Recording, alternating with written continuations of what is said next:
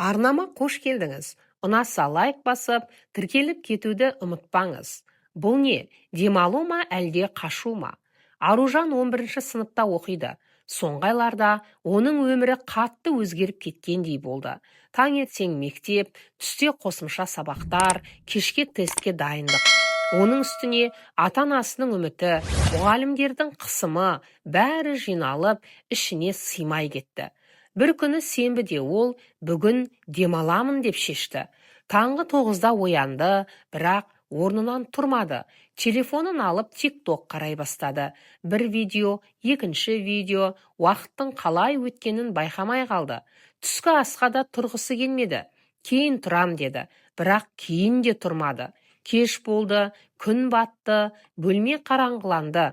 Аружан әлі төсекте. Сырттай қарасаң демалып жатқан сияқты, бірақ ішінде бір түрлі бос сезім бар еді.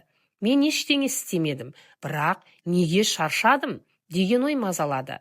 Келесі күні ол одан да ауыр тұрды. Себебі денесі демалса да миы тынықпаған еді.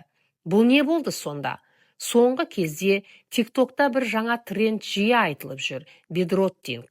Аты қызық болғанымен мағынасы қарапайым. Күні бойы төсектен тұрмай, ештеңе істемей жата беру. Бір қарағанда керемет демалыс сияқты. Бірақ шын мәнінде бәрі бұдан әлде қайда терең. Бедроттинг бұл жай ғана жалқаулық емес, бұл ештеңе істемей жата беру. Адам өзін бұл әлемнен өшіріп тастағысы келеді. Сол кезде ең оңай жол көрпеге оранып, әлемнен уақытша жоғалып кету. Бірақ мәселе мынада, 1-2 сағат демалу пайдалы болса да, күндер бойы төсекте жата беру адамды шаршатады. Энергия қайтып келмейді.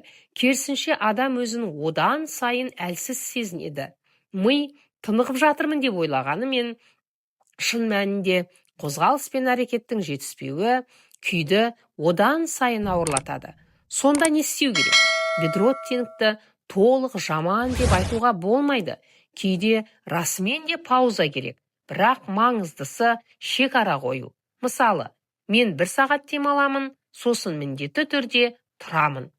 Төсекте жатсам да бір пайдалы нәрсе істеймін. Кітап оқу, жоспар құру, тағы басқа. Ең бастысы, төсекті өмірден қашатын орынға емес, күш жинайтын орынға айналдыру.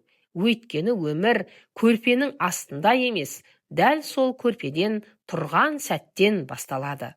Әлеуметтік желіден алынды. Оқыған Гүлбибі Әбусайылқызы.